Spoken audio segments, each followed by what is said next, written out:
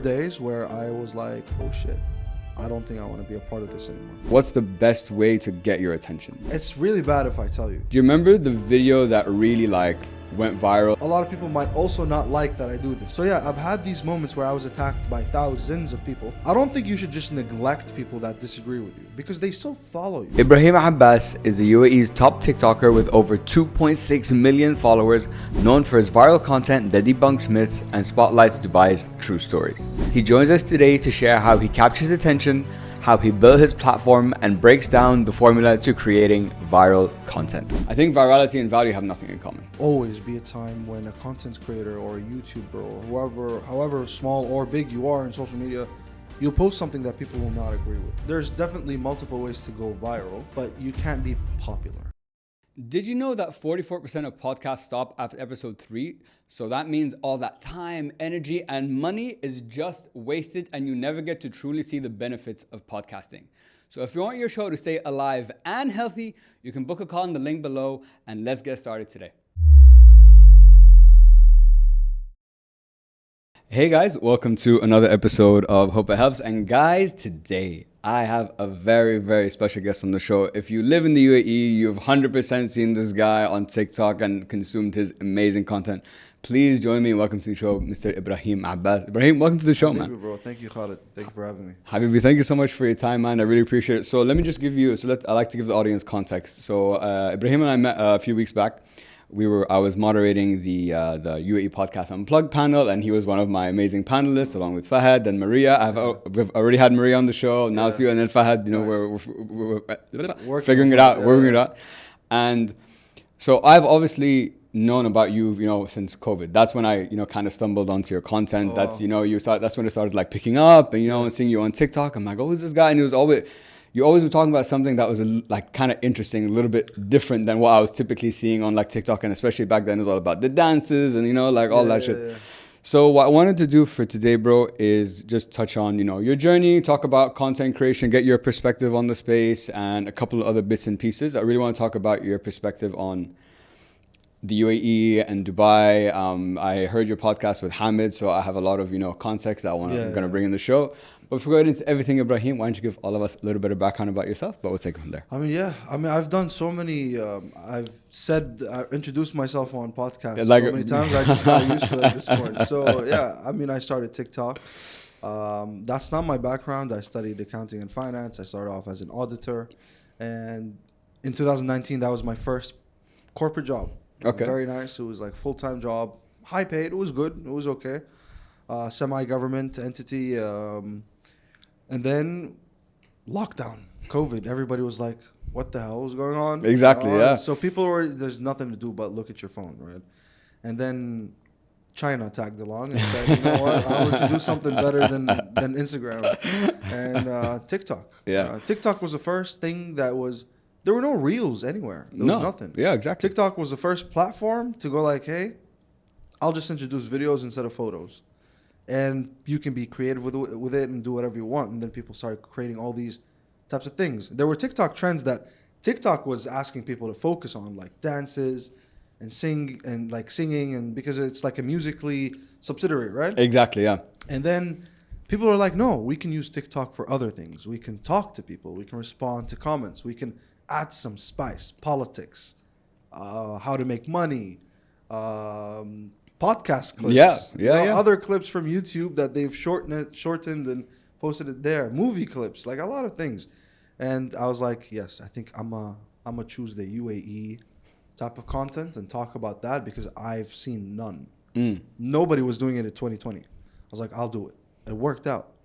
Grabbed a lot of attention from UAE viewers because I think maybe less than 5% had TikTok in 2020. But all those less than 5% saw my TikTok posts. And then it just, TikTok gained popularity. It became this #1 downloaded app out of nowhere in 2022, I think. And that's it, yeah. Yeah, isn't it great? So listening to you, thanks for giving us that context, man. It's so interesting. When I was listening to you, I was like, I forgot that Reels were invented by TikTok, and that was literally only 5 years ago. That's it. And now it's an industry standard, and we've almost reached the point now that it's we're already oversaturated by it. You know what I'm saying? So much, man. So much. It's crazy. YouTube has reels. Instagram has reels. Facebook has reels. Snapchat, they now have this, what is it called? Highlights type thing. Yani, it's crazy, man. Yeah. It's really crazy. And yes, TikTok started all of this. Yeah. And so I actually went deep back into your content. So I found the first TikTok you made, the first one you posted, okay? And I noticed, so in there, I think this was maybe 2020, moving into 2021. The first post I ever saw you do was about, I think it was your car. That was the first video that you posted. And then obviously as time has gone on, you've obviously developed your own type of content, the stuff you like to talk about, and moved into that. So I'm just curious for you, through that process of like finding the type of content that you want to talk about and produce, do you remember the video that really like went viral and like took you, like just exploded? And were you surprised by it? Yeah. So it wasn't the car video. It was a couple of videos down, and I had to delete it actually. The first video that got me viral is not on my page anymore. Okay. I hit 100,000 views. Wow. Yeah, that was the first 100,000. The first video got like 5,000, 6,000. The second video was around the same. But then I posted something that just boomed out of like I got more than 100,000 views in less than 24 hours. And I was like, guys, like, what the hell is this? And they're all like, all my friends are freaking out with me. So it was pretty much my car with a Brabus that belonged to a friend of mine's older brother. Okay. Right? So I put these two Mercedes cars and just filmed them and put a Fat Joe song in the background. Okay. All the way up. Yeah, of course. For reference. I'm all the way up. And I'm just filming these two cars with the very phony and cheesy TikTok camera shake edits and stuff like that. But it worked, you know. People liked it. And but then my friend's older brother saw the video. He's like, let him take it down. I don't want my car to be on some guy's TikTok page. I mean, why didn't you guys come ask me? We were kids, and he was like really older than us, and just took it down. But it made me followers at least. Yeah. And how did you guys, I guess through that journey, like that process, when did you feel like you found the type of your niche, you know, and the type of content you like to talk about? Because you like to talk about things like horror stories, controversies, comedy, like of course. So I'm just curious. I'm so curious personally. I'm like, what is it about those genres that you're so drawn to? So initially how this started was I was just showing a lot of car content. Back then I was part of a community called Group 63, which still exists. The founder of Group 60, one of the founders of Group 63 is a guy named Khalid Al-Mullah. And he saw anytime he sees an AMG on the street back then, he would approach them and be like, by the way, we have a community called Group 63, why don't you join us? And to be a part of this community, all you had to do was put a sticker on the windshield, and you're part of that group. Okay. There were like thousands of cars, man. Crazy, insane cars, you know? All Mercedes. And so all I was posting was clips of the car community. And then the video started trending outside because a lot of people in the UK and the States were super hooked on TikTok. So a lot of Dubai content reached them. So they were like, hey, show us more about Dubai. Tell us more about Dubai. Is this true? Is that true? And there were a lot of questions in the comments about, isn't it too hot in Dubai? Like, is it also hot in winter in Dubai? Is it like these normal questions about Dubai? Like, what do you guys wear? Where do you go? And I just started responding to comments. You know, when you select a comment, put it in the video and just respond. That's what I started doing. I started responding, giving information to queries that I received about Dubai or the UAE. And that's how it started. From there, it picked up. From there, it was friendly. And then it slowly picked up into deeper and deeper conversations. More controversy, more rumors to debunk, more this and that. And that's how it started, really. That's so interesting. It's so funny how your niche came from the comments, but I guess it's probably the people like when they're like, oh, I want to create a TikTok channel, I want to be a content creator. They have no idea what the audience wants or what they want to do. But for you, you're getting, tell me I want this, you know? Yeah. Okay, great. I'll just make content about for you. Right. Yeah. There was no spokesperson for the UAE, man. None. ما في حد يتكلم. You know what I mean? So I'm like, where are my Emiratis? Like, where also Saudis, Kuwaitis? There's no Arabs on TikTok. Back in 2019, there are none. Yeah. ما في. Yeah.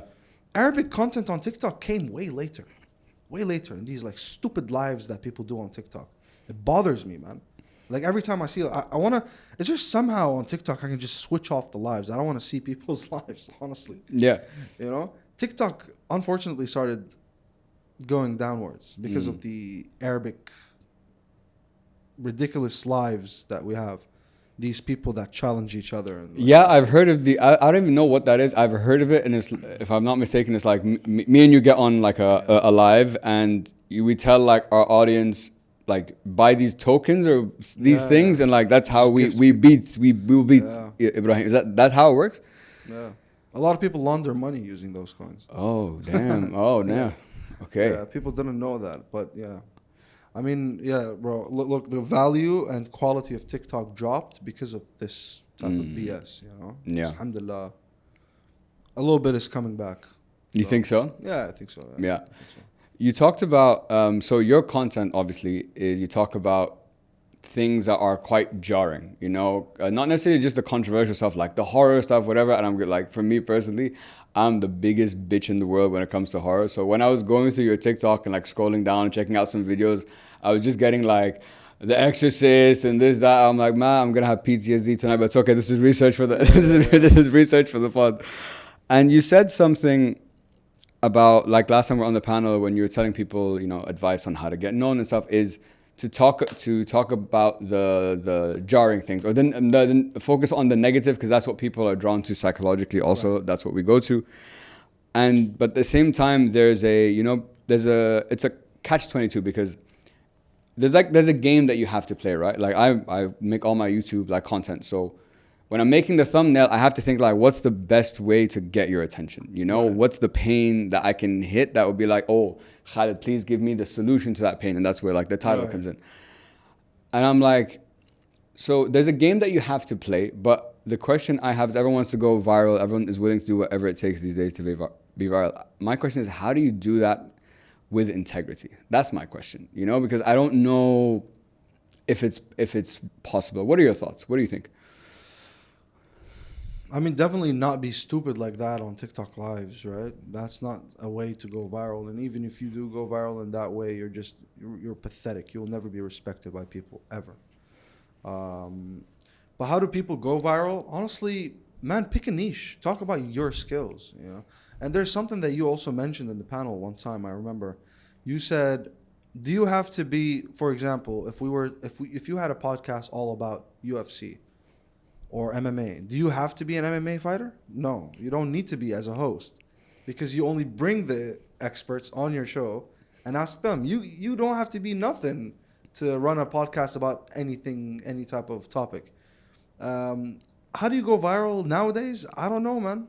I don't know. I actually had this sorry to interrupt you. I had this conversation literally earlier today, and I'm like, is there can you engineer virality? He was like, look, not really. He's like, you can notice patterns and maybe that will give you some insights, but virality has an essence of novelty that you can't manufacture. Right. Yeah, I guess. You can look, there's definitely multiple ways to go viral, but you can't be popular. You can't choose to be popular. I feel like popularity chooses you, honestly. Like, speaking of that hot Tua girl, right? Yeah. Right?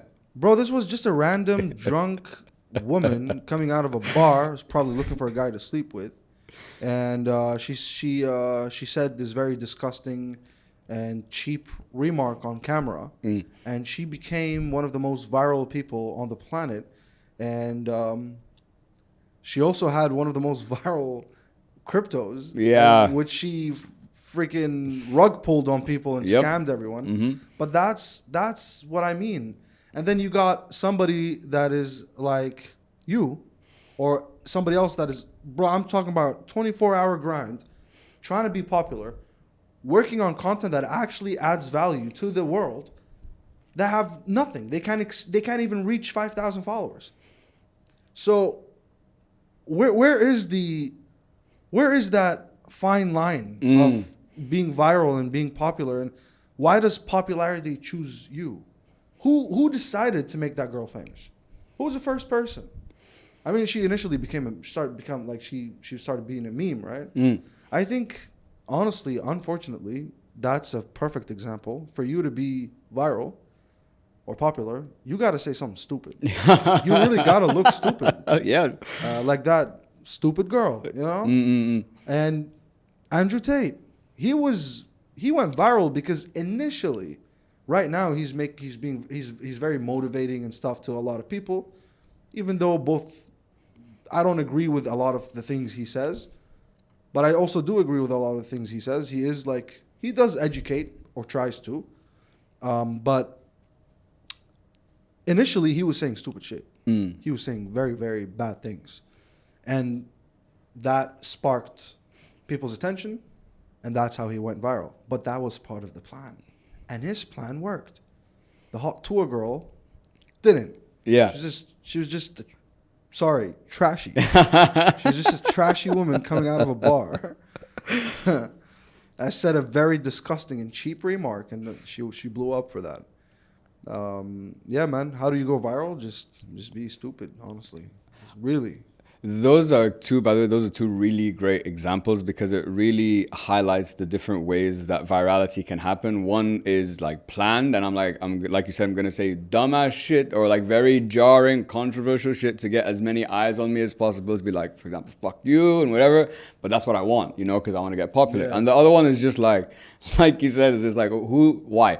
No one can give you an answer to that. And if you measure it on value, I think virality and value have nothing in common.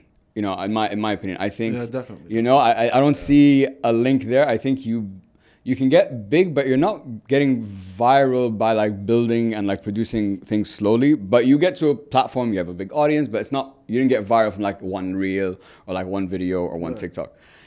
Now, you touched on this just now earlier. So in the episode with Hamid, what I found interesting, and I didn't really know this, is I didn't know that, first of all, I didn't know that there was no Emirati, for example, content creators at the time that you started and so on, and that there were YouTubers. YouTubers, but not specifically like TikTok. Like Hamoud Bambi, sure, yeah.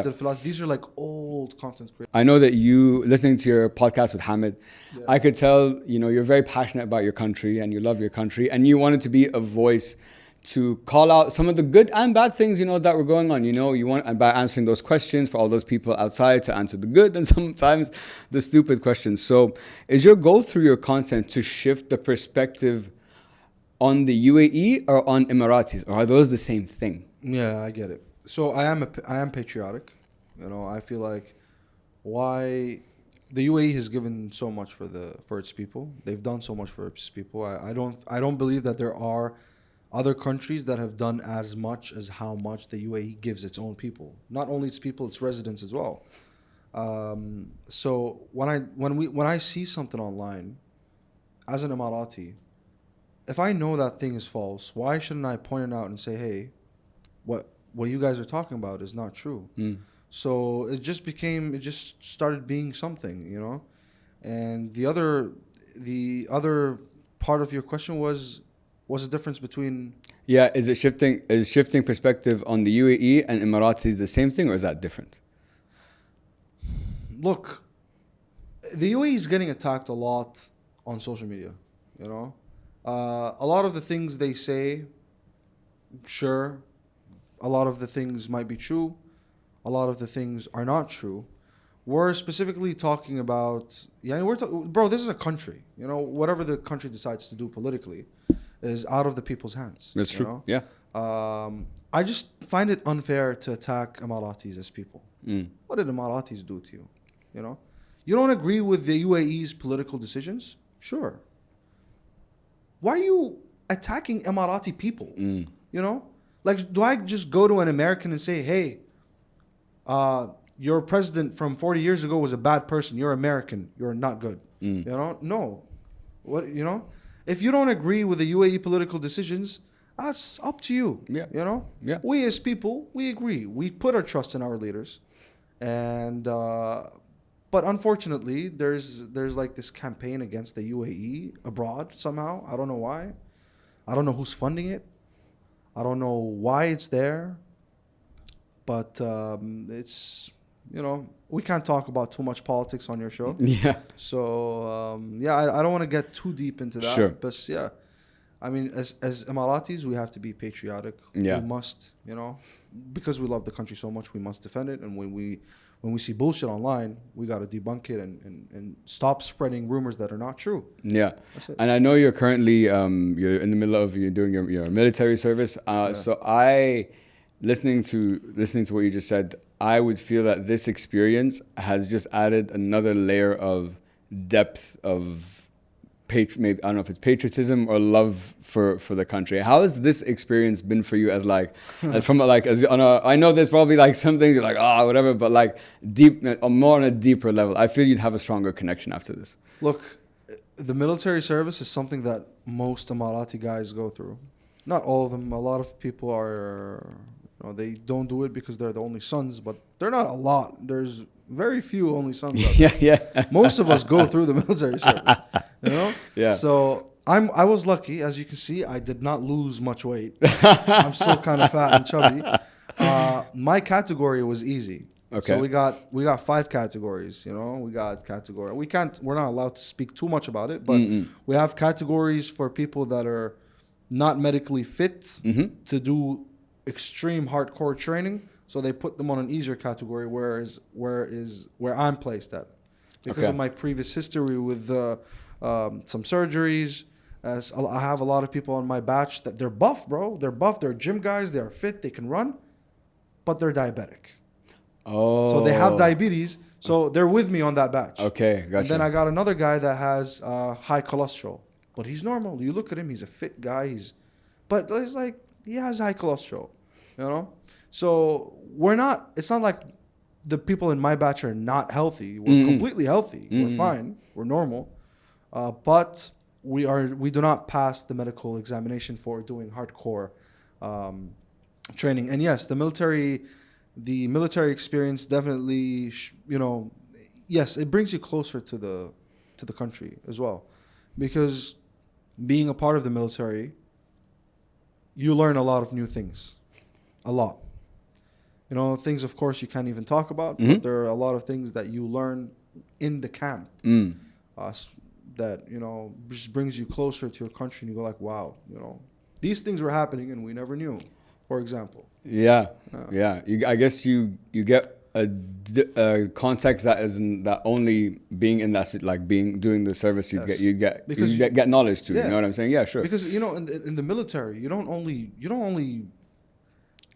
like learn how to dig holes, throw a grenade in a building, or bust down a door with an M16. You don't learn these things only. Yes, it's part of the process, but you get educated. You go into how do you say muhadarat? Like lectures. Yes. You go through lectures. Like you literally sit down with a pen and paper. You go through lectures. You get teachers. That's part of the training as well. But people don't see that. They think that the training is also part of the training is how you eat in the cafeteria. You get 2 minutes to eat your food per meal. You learn how to eat quick. You learn how to sleep short times. You learn how to do hardcore training. You learn how to listen and focus, because you will also be tested part of these coming out of these lectures. You know what I mean? So it's yes, you learn discipline, a lot of disciplinary things, and yes, it definitely brings you closer to your country. Yeah. It's very. I've never had the pleasure of sitting with someone and getting more context about like the military service and all these like different things. I really didn't know any of this, but obviously, as people on the outside, when we think military, we think of boot camp. Only that's all it is. That's all they do. Yeah. I know.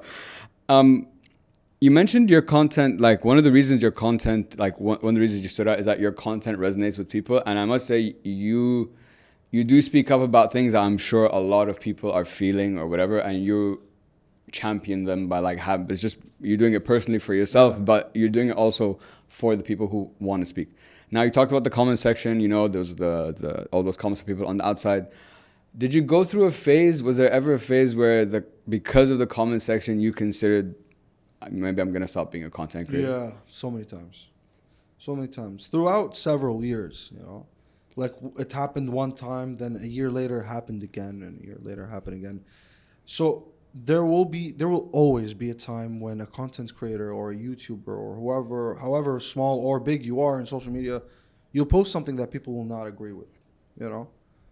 And then you will be attacked hardcore in the comments. People are not agreeing with what you're saying, or the majority isn't. But that's what you think. The majority does agree because you have more number of likes than number of comments. You know Okay. what I mean? Oh, interesting. Okay, yeah. I'll have like 10,000 likes, but I'll have 1,000 people attacking me in the comments. But 1,000 people is a lot. It really takes a toll on you. You know what I mean? So yeah, I've had these moments where I was attacked by thousands, not 1,000, thousands of people on my own page because of something I posted. Now, obviously, it's gone. Some videos are still there. Some videos are not. But yes, there were days where I was like, oh shit, I don't think I want to be a part of this anymore. Yeah. Yeah, and how did you deal with that? Like, how did you because now you've been a content creator now for 6 years, so you've gone through the ups, the downs, the quits, or whatever. So how do you, from an emotionally, mentally, like how do you get through that? Well, look, I have a lot of people in PR that tell me what to do. It's really bad if I tell you. Like it would be something that people would be confused about. Okay.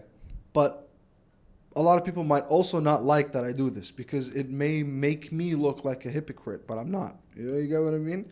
Up to you, by the way. No pressure. When you piss people off because of a video, try to gain them back by doing something. Is all I can say.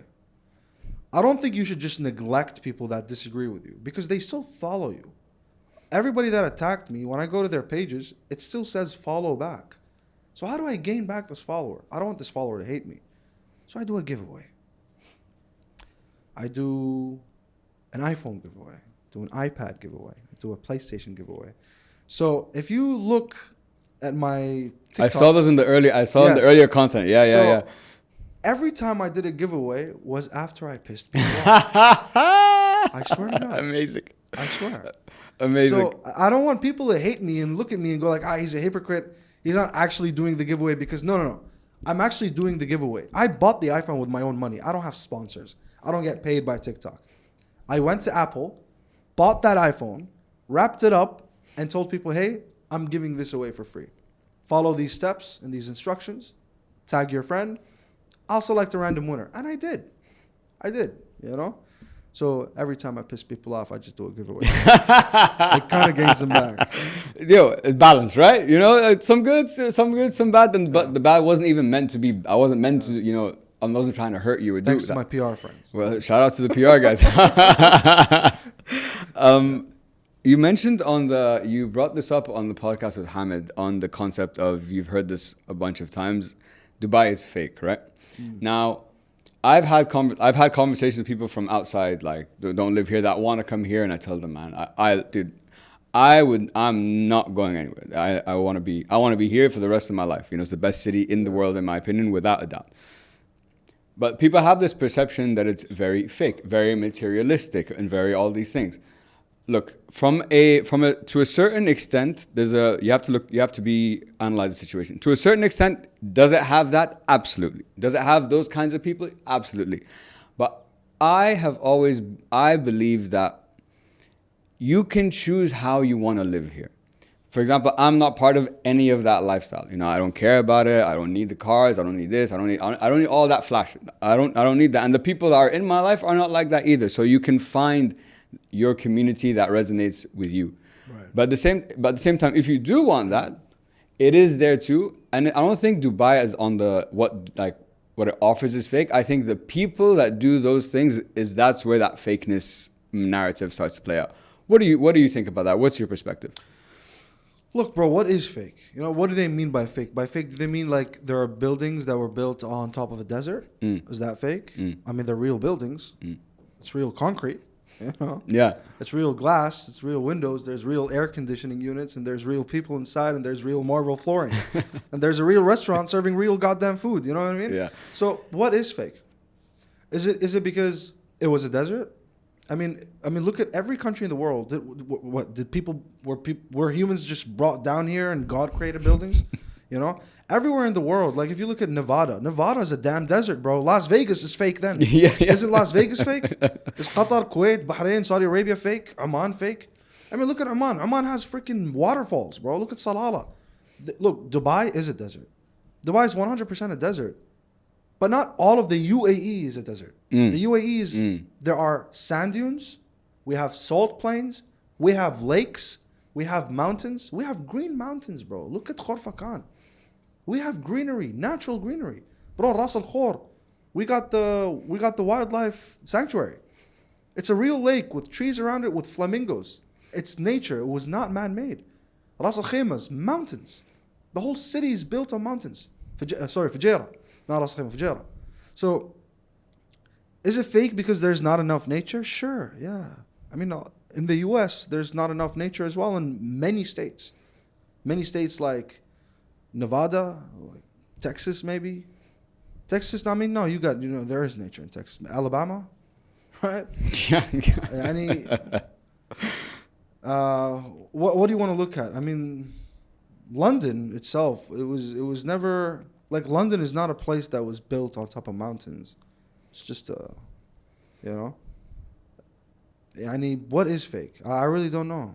What do they mean by fake? I think from my perspective, what they mean, because everything you said is of course 100% true. From me, my perspective, when you talk about fake, I think it's more of the people that come. Some people that come here. You know what I'm saying?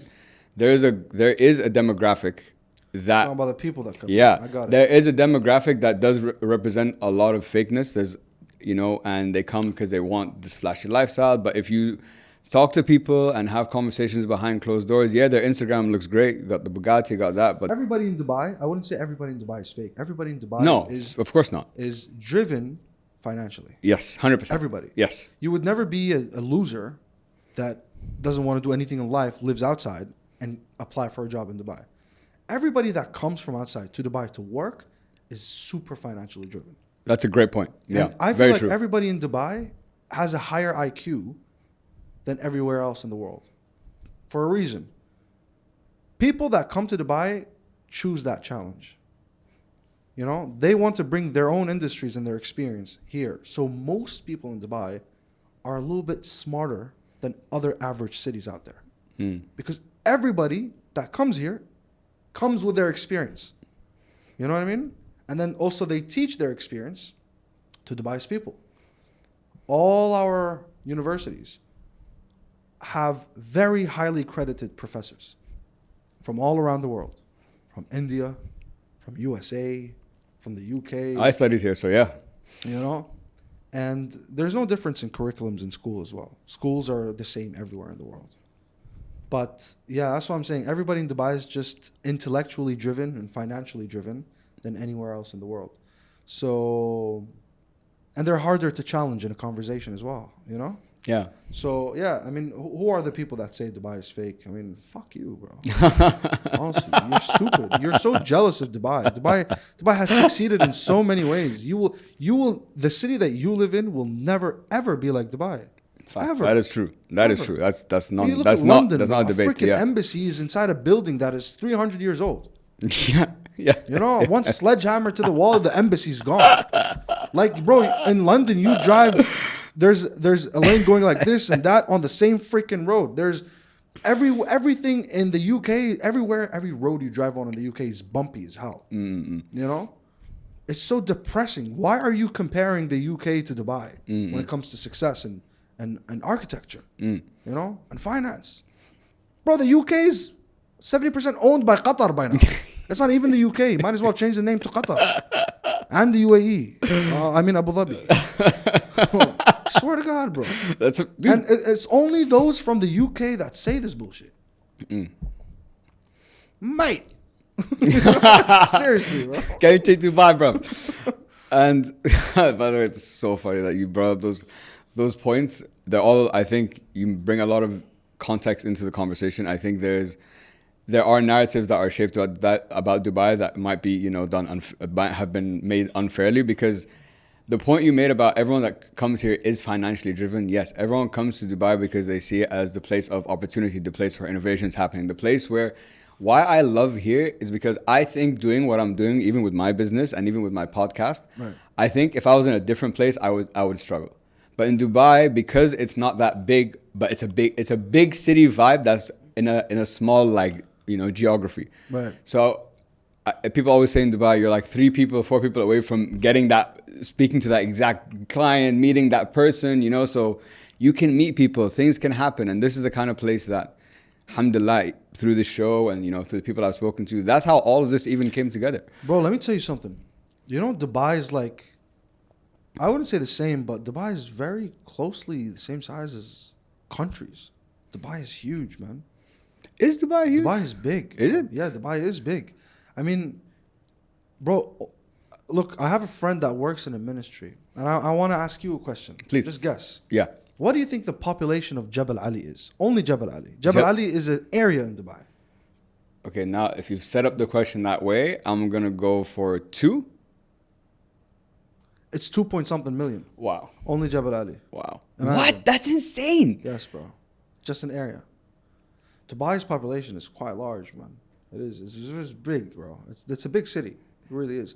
I mean, Jebel Ali, all the way to the end of, all the way to Sharjah, to the border. To the border. Yeah. Of Sharjah. Yeah. It takes you an hour. Yeah, it does. Plus. Yeah, it does. Like, it's a big city, Yeah. The UAE as a country is not that big. Sure. But Abu Dhabi is massive. Of course, yeah. But Dubai is a very big city. There's so much to fit in Dubai. That's true. Yeah. That's true. Yeah, and there are, shout out to, they are the experts at fitting things in like as and much as possible in the hasn't even space. been built yet. We haven't even started now with everything. Now the new airport being built, but all like I think Dubai over the next 10 years, by the time the airport gets done, that whole area is going to be developed. Yeah. Like the barshas of Dubai and all these places. 500,000 population. The same guy told me Al-Barsha's population is 500,000. That's insane. Yes, bro. And I missed, that's insane. I missed Marina and JLT. 2.4 million Jebel Ali, and then 500,000 here. We already reached 3 million people. Wow. Just in Barsha and Jebel Ali. Dude, I honestly had no idea. I thought the population of Dubai was now like 4 million. That's what I thought it was. But if those 2 areas alone we're hitting 3 now already, yani, I guess I was completely off in terms of my numbers. It's crazy. Dubai's population is large, man. And it's expected to grow over the next couple of years, like by 250K a year or something like that. Just Dubai, bro. The numbers online are not real. They're not published by us. I don't know. They're not specific. They're not specific. Yeah, maybe like estimations. I think just the population in Dubai is somewhere around 7 million people. Damn. Yeah, Dubai is huge, bro. Wow. Dubai is massive. Wow. Let me just double check this, actually. Yeah, let's check it. Or was it Sharjah? Dubai population. I mean, it says 4 million, but it's not true. I don't think it's true. It's impossible. And it's on Wikipedia. So is it really? We'll trust your boy. We'll trust your boy. The Ministry has the actual data. Okay, we'll trust him. Well, in 2021 it was 3.2 million, and now they say it's 4. It's impossible. No, it's more it's than impossible. 4. No. You're talking about right after COVID. No. Mustahil, No, mustahil is way Yeah. double that. Another one says 5 million. Another link by the, I don't know whose page this is, but by the National. The National. But this was October 2024. So we're past that as well. Dubai's population in 2025 is huge. I would say, I don't remember that same guy that told me about Jebel Ali's population, but I would assume it's 6 million. Dubai's population, 6 million. It's mashallah, man. It's actually crazy. It blows my mind all the time how fast things move here compared to anywhere else in the world, because you have the leaders are the visionaries, and they see, like, for example, the AI thing that they just announced, the data centers, AI being taught as a curriculum in schools. These are the moves that set up, the future generations, the longevity, the progression of the country and the society. And I wanted to bring up a story, one of your stories that actually touches on that. So it's the short story with Sheikh Hamdan bin Rashid when you were a child, and with the hotel, and they came. I don't want to ruin the story. Came and spoke to your mom, and at the time, and what I took away from that story, and this, it's not just that story, but you've heard many people say this about the leadership here. Yes, they have the vision, but it's not just the vision. It's, from my perspective, it's the humanity. Yes. It's, yes, you rule this country, but I speak to you as just, we are two people, and, I hear you, I see you. And I think that is the difference maker from my opinion. What do you think? I believe so. Without them being humane, they wouldn't give their people as much as they do already. I mean, I'm not talking about the health insurance or the housing. There's some countries out there that do that, Like Europe gives free health insurance to their people, right? Mm-hmm. Not everywhere, or is it everywhere? I don't know. But I do know that some places in Europe, yeah. They give free health insurance to their people. They give free housing to their people if they were in need. They can give you an apartment. It could be a shit apartment, but they will still give you an apartment. The UAE will give you a massive land. Take a land. 13,000 square foot by 13, It's a freaking acre, mashallah. Mashallah, yeah. You build a house on that. They will give you a loan to build the house, a 0 interest loan. They will give you free healthcare, but the healthcare is not only UAE based. If you needed surgery, and we didn't have doctors here, they would either fly a doctor from outside to treat you, or they will send you to another country, full expenses on the government, on the Ministry of Health. Can you imagine? Yeah. The country really does too much, It does too much, not so much, mashallah. Putting aside the free education, from KG all the way to, university, free education. The leaders in the country really do something. Look, there are a lot of leaders that are humane, but they are only humane towards their own military. You know what I mean? Like President Putin, for example, when one of his people die, he would show respect to his soldiers that die in war, right? I don't know if he would visit their families or go in that much into depth, but in the UAE, bro, Mohammed bin Zayed will go to the funeral. I'm talking about the country's leader, bro. The country's leader. Mohammed bin Zayed, if a UAE national and military died in war for the UAE, Mohammed bin Zayed, along with at least one or two of his brothers, would go to the funeral and pay respect to the family of the soldier that passed. Can you imagine? And they give them whatever they need. We know that, let's say he was a provider, they will continue providing for life, for the soldiers' children, all the way till they graduate. And not necessarily only soldiers. They could be, if it was an engineer that died in a DEWA facility because of a electrocution or an explosion or whatever. Or if somebody died at the nuclear power plant in Baraka, Abu Dhabi, nuclear engineers that passed away because of doing something for the UAE. Or if you were, somebody that died, regardless of the field, if you died here and your work had to do with contributing to the UAE, then the sheikhs will come and pay respect to your family. Yeah. Yeah. The UAE is so close to its people that even funeral costs are on the country. Really? Yes. Oh, I didn't know that. So the UAE would set up a whole tent, and they would bring people they pour qahwa. The qahwa, yeah. All of that is a government expense. Oh, I didn't know that. So the country respects you when you're alive, and even when you die, the country shows you respect. Can you imagine? There's not a single Emirati that paid a dime on funeral costs. None. Absolutely none. Yeah. You know what? It's really, speaking to an Emirati about this topic, it gives me a different appreciation because there's things I've grown up here my entire life, but obviously this is your country. There's a different connection. So it's your country too. No, you lived here your whole life. Yeah, I know. I know. But the question, like, what's interesting to me, or what I'm taking from this is, there's lots of things I didn't consider. Like all these stories you're telling me, I didn't know this. You know, like the story with Sheikh Hamdan, I didn't know about that either. So it just it gives me more context to appreciate where I am even more. You know what I'm saying? Yeah. Like that's what I take from it. Yeah. I'm happy, man. Yeah, I'm man. really happy. And if you don't mind, I had a bit of a personal question to ask you. Yeah. I know this story. The point of this story was when you were in London, you were quite sick. Yes. I'm just, if you're comfortable sharing, of course, what were you going through? Because I'm curious what that is. And I'm curious, how did that experience impact the Ebrahim that's sitting in front of me right now? So, again, I've talked about this a lot. So, okay, this is a perfect example as well because of when I told you that the country flies their own patients, right? So I was actually flown to London under the government's expense. They flew me to London because I needed a ileostomy surgery. Okay. And which is, they have to remove the colon because the colon was very inflamed. It was something between Crohn's and all sorts of colitis. And if I kept it, I would have gotten cancer.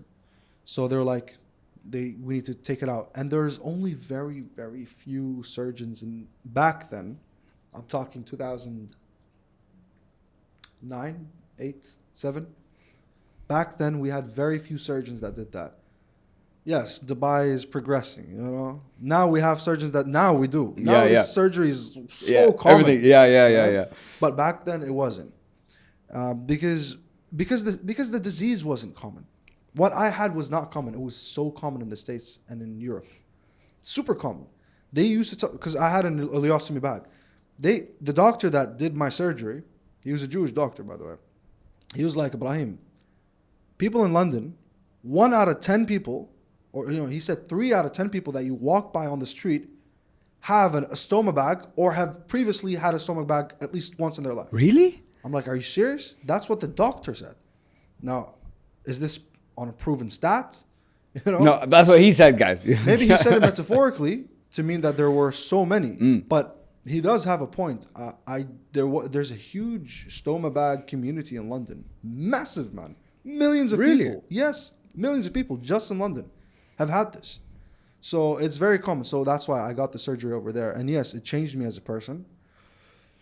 It was a horrible experience, man. I can't even imagine. It was a horrible experience. There were a lot of good days. There were a lot of bad days. But,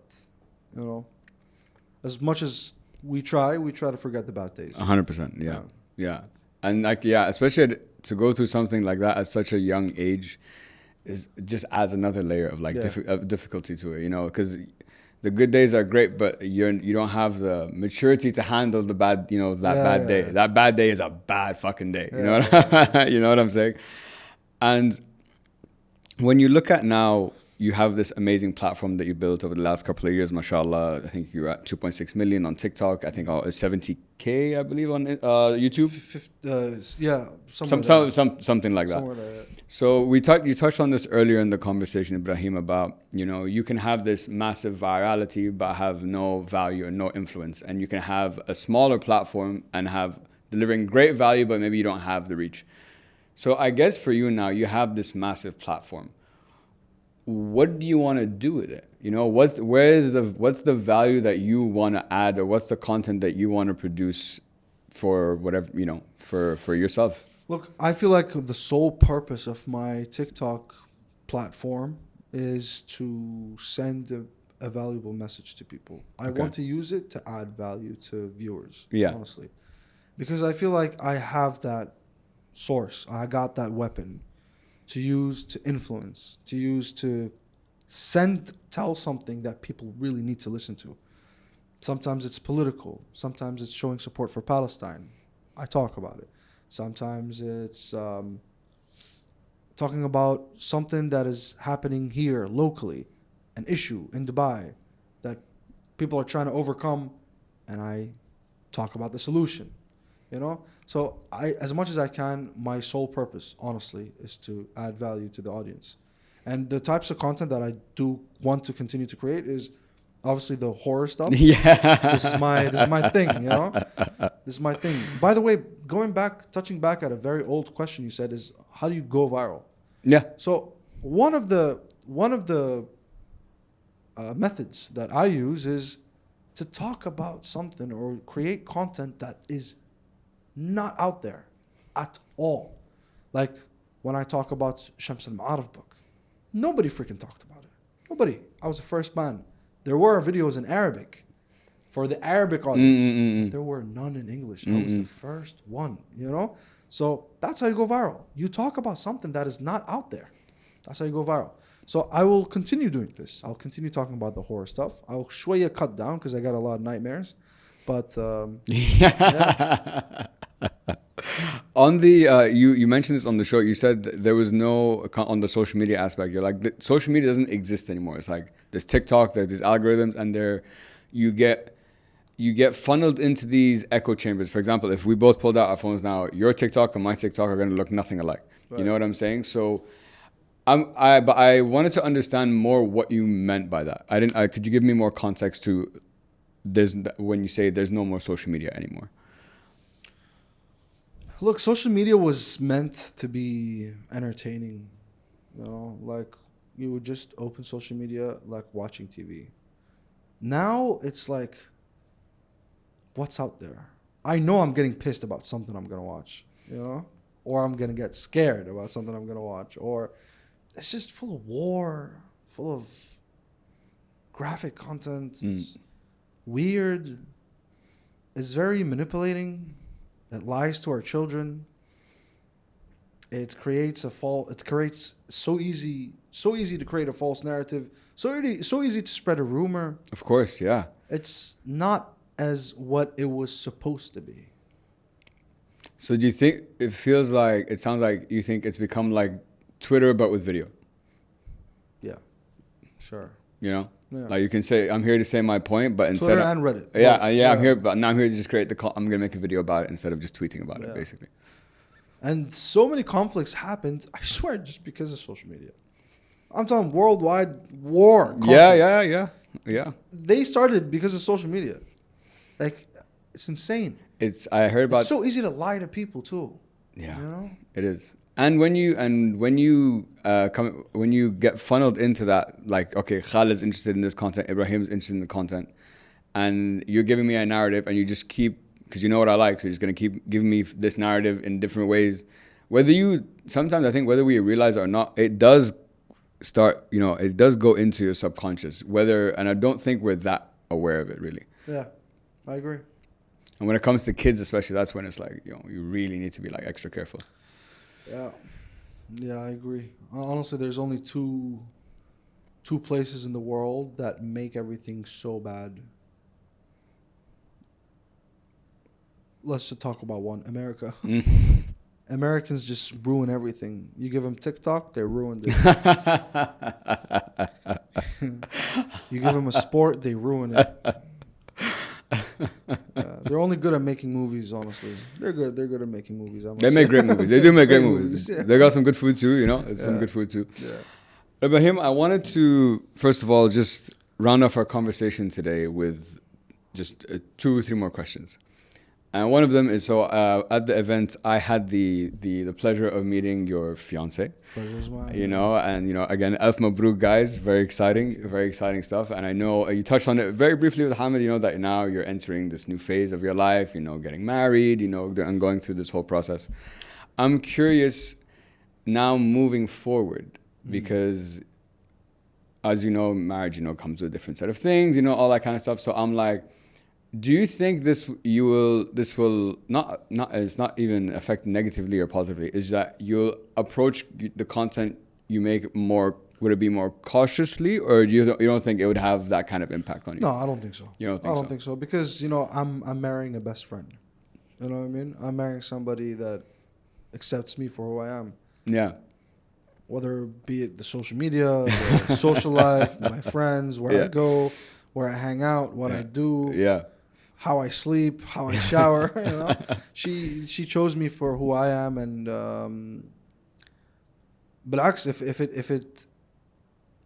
if marrying someone kind of impacts your career, I don't think that person is the right person to marry. Fair.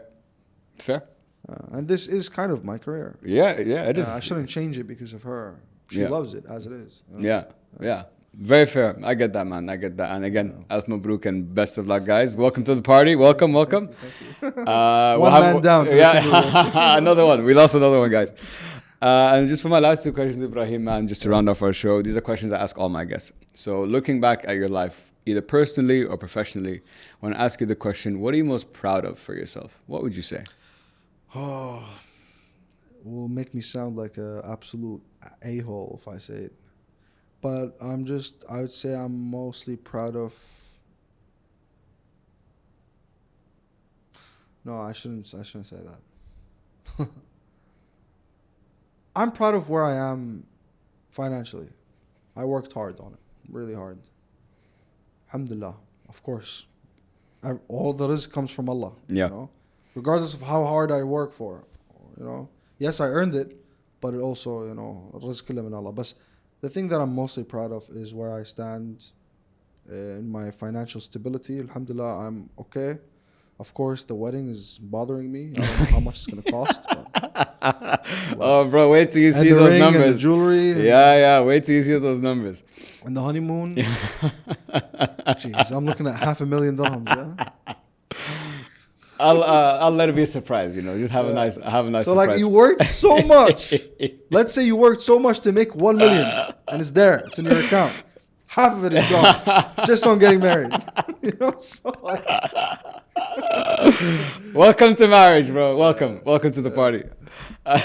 And for my last question, Ebrahim, what is the message you'd like everyone to take home with them today? Guys, come to Dubai.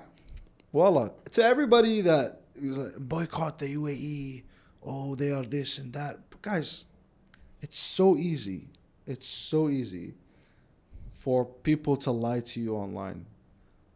I swear to God, Dubai is the best city in the world. I agree 1,000%. 1,000%. But it's hot. It is fucking hot. Yeah, come between, like, even if you come in summer, there's always water activities that you can do. Yeah, everything's AC too. You know, you're everything good. is in AC. And people spend time in the beach all of summer. So, yeah, you could go jet skiing. You won't feel the heat. But, like, Dubai is just the best place, honestly. I just want people to come to Dubai. For those who are not here, come to Dubai. You should. I agree, man.